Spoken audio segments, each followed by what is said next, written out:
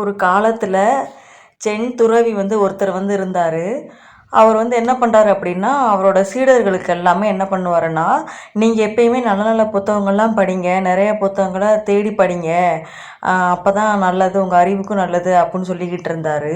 அப்படி சொல்லிக்கிட்டு இருக்கும்போது ஒரு சீடர் என்ன சொல்கிறாரு அப்படின்னா, நீங்கள் சொன்ன மாதிரியே நான் நல்ல நல்ல புத்தகங்களாக தேடி படித்தேன், நிறைய புத்தகங்களையும் படித்தேன், ஆனால் எனக்கு எதுவுமே ஞாபகத்திலே இருக்க மாட்டேங்குது, எல்லாமே எனக்கு மறந்து போன மாதிரியே இருக்குது, இதுக்கு ஏதாவது சொல்யூஷன் இருக்கா அப்படின்னு சொல்லிட்டு அந்த சீடர் கேட்பான். கேட்ட உடனே அந்த துறவி சொல்லுவார், இந்த மாதிரி நீ எது படித்தாலும் உனக்கு மறந்து போகணும், நீ கவலைப்படாத, இதுக்கு நான் ஒரு வழி சொல்கிறேன் அப்படின்னு சொல்லிட்டு சொல்லுவார். இங்கே வாப்பா அப்படின்னு சொல்லி கூப்பிட்டு போவார். கூப்பிட்டு போயிட்டு என்ன பண்ணுவார் அப்படின்னா, ஒரு வாளி இருக்கும். அந்த வாளி எப்படி இருக்குதுன்னு பார்த்தீங்கன்னா, நல்லா கொஞ்சம் சேறு சபத்தியமாக ஓட்டையாக இருக்குது. அந்த வாளியை அந்த சீடரை எடுத்துக்கிற சொல்கிறாரு.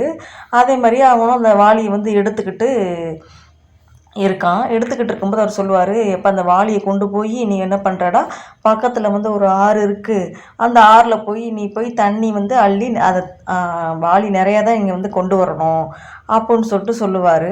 சொன்ன உடனே அவன் என்ன பண்ணுவான், சரி சரி அவன் குருவே சொல்லிட்டாரே அப்படின்னு சொல்லிட்டு இவனும் அந்த வாளியை எடுத்துகிட்டு அந்த ஆத்தங்கரைக்கு போவாங்க.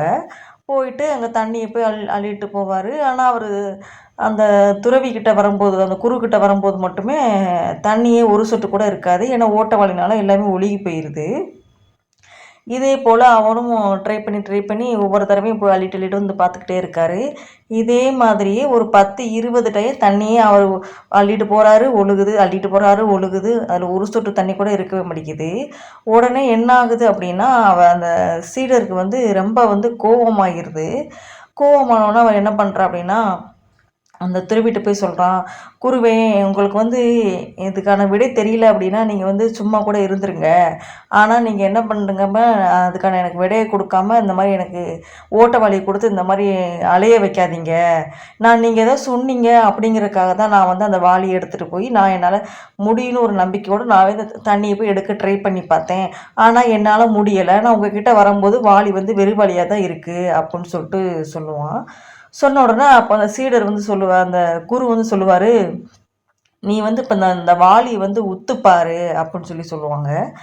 அதே மாதிரி அவன் வாளி நல்லா உத்து பார்ப்பான். அந்த வாளி என்ன இருக்கும் அப்படின்னா, முன்னாடி அந்த வாளி சேறு சகதியமாக ஓட்டையமாக இருந்துச்சு.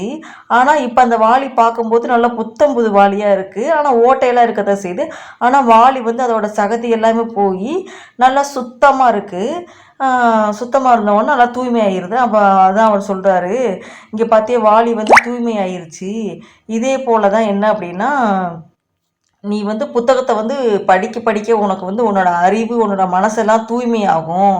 அது ஞாபகத்தில் தான் இருக்கணும்னு அவசியம் கிடையாது. நீ எத்தனை புக்கை படித்தாலும் உன் மனசு தூய்மை அடையும். உன்னோட ஆன்மா தூய்மைப்படுத்தக்கூடிய செயல்களை தான் அந்த புக்கு படிக்கிறதுனால அந்த செயலை செய்யும்.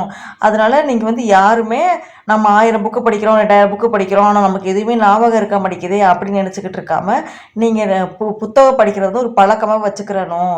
அந்த புத்தகம் படிக்கிறது பழக்கமாக வச்சுக்கிட்டா உங்கள் மனசு எப்பயுமே தூய்மையாக இருக்கும், உங்களோட ஆன்மாவும் தூய்மைக்குரியான வேலையை செய்யும் அப்படின்னு சொல்லிட்டு சொல்லுவார். சொன்னோன்னா அவனுக்கு சரி குருவே அப்படின்னு சொல்லி போயிடுவான்.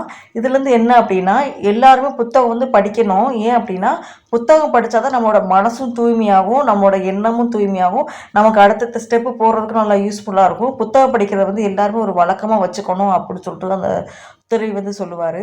இந்த கதை உங்களுக்கு பிடிச்சிருந்துச்சுன்னா லைக் பண்ணுங்கள், ஷேர் பண்ணுங்கள், சப்ஸ்கிரைப் பண்ணுங்கள். பாய்.